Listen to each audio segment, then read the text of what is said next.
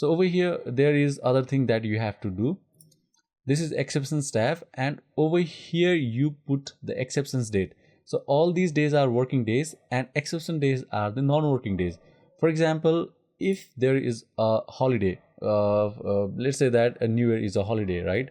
So we'll say new year, and it starts when it starts on January 2025. Okay, and it's January 1st 2025, and it's a new year day.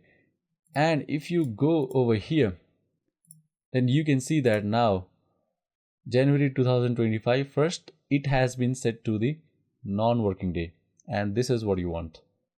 And if there are other holidays, let's say for May Day, site is normally closed, you can put that day as well. And what Microsoft project will do is Microsoft project will skip that date. For example, if a task starts on 28th of the December and it takes 5 days to complete, then the start date will be 28 December 2024 and its finish date will be 28 1 2 3 4. This will be skipped 5 and 5.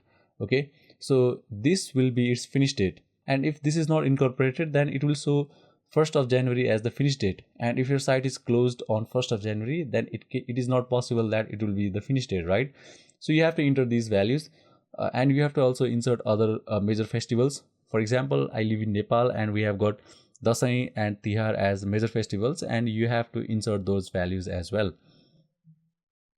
So click on delete the accidental thing I just created, and after that click on OK. So now that you have set the project information and you have changed the working times, the next thing that you do is that you start inserting the project tasks.